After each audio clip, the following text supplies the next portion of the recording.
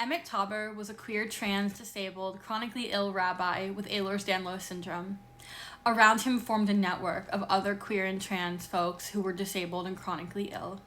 It was a cross-disability space and a cross-faith space. In the tradition of Camp Jened, in the tradition of HIV/AIDS activists, it was a radical experiment in community care and mutual aid. And it showed all of us what's possible for ourselves and for others. So let's celebrate and remember a year in the life of friends. He wanted the chance to have the proper preparation and the emotional readiness of the people in his life. When he entered hospice, it was amazing. Like the organizing that was happening and the ways that people were physically there every day and every night was really gratifying. There was a Facebook group, I think, where people were communicating. There was definitely group texts. There are definitely spreadsheets. Yeah, there were just a lot of different virtual digital spaces where people were sort of checking in and organizing stuff and keeping track of stuff. He didn't want to be left alone. And back to organizing, we had organized amongst ourselves to make sure that there was always someone in the room with him. It was really beautiful and happy and joyful. There was lots of lights and rainbows, just uplifting messages and a big group of people. It looked like no hospice room I could imagine.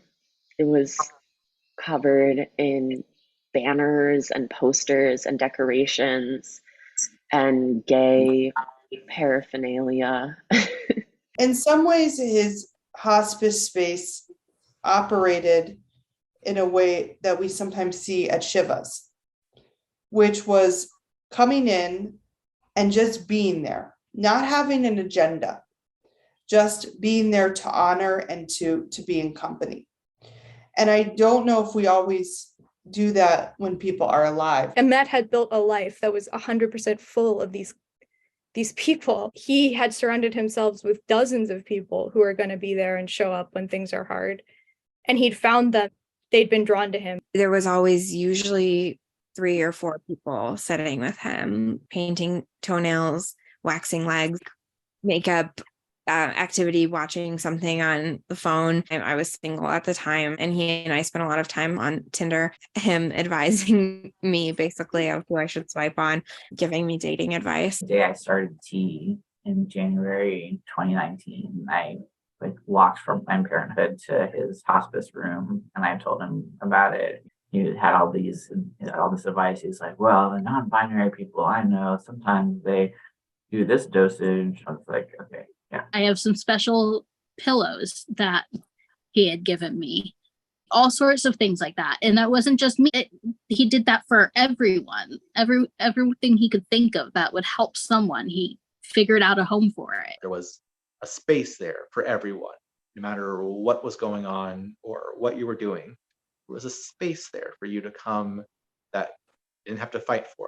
Maybe that duality there, that there was always a need to fight, but there's also a need for a place where you don't have to. I'm Jewish. He's Jewish. The majority of people in that room were Jewish. And it felt like all of us were extended cousins that were coming together for the passing of a major patriarch in the family. And it didn't matter that we didn't spend a lot of time with each other growing up because we were kin. It's a very close-knit community there where faith was very clearly the driving force, even though obviously we're all there because of Emet and in some kind of literal practical sense. We're also there because we love God. And one of the ways we love God is by loving Emet, which isn't to say Emet's God, obviously, but there's a presence there. When I first asked Emet the very simple question of sort of how would you like your end to be if you can have some agency over it, and he said, I want my last moments to be full of love, and then emphasized full of love quite boldly. And then I went on to ask, and presumably for you, there's a possibility that could be in this very room. And Emet said, that's okay. It's not about where I die, but who's with me. For such a young man to have no other control in his life, to not even be able to see the age of 30, let alone become essentially a queer elder, because he was essentially middle aged for a Jewish queer disabled person at the time of his passing. I have to respect his authoring of his story and how he chose to go out, and he chose to go out with love.